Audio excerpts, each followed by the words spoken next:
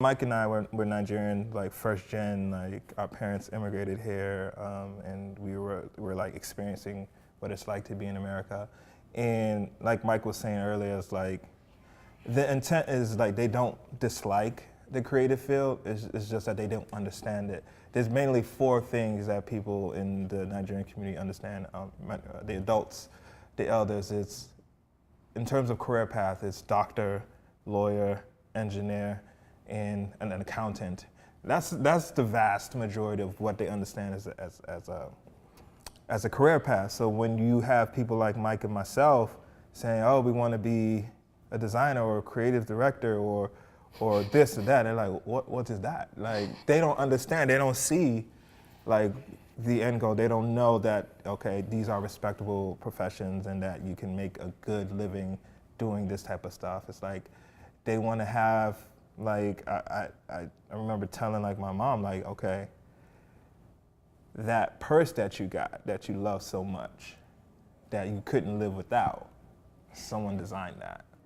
So there's a need there, and it wasn't until like I had to break it down to her like that, and I was like a young kid when I said that, because at the time I was like, you know, doing like fabric art, painting on shirts and stuff like that. But when like you have to kind of like hold their hand to the process, and sometimes it'll be uncomfortable, but you know, meeting people like Mike at the time that I met him, which was like early on in my pursuit of being a designer, I'm like, oh, you're someone like me who's been raised in a similar way, and you want to do a similar thing to me. All right, let's be friends.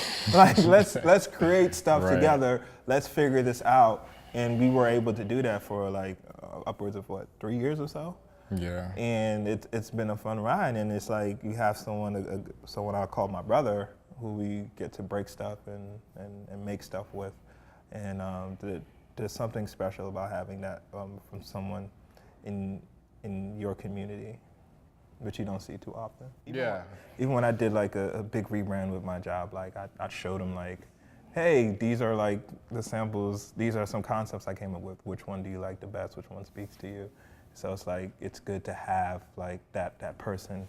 And like, that's why diversity is important, because you want to have someone you feel know your experiences.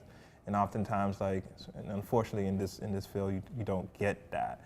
Like, I remember you see so much of the same people and so much of the same thing that it's kind of hard to want to make your voice known. And I remember this quote or this proverb, but they say when 2 people always agree, 1 person isn't needed.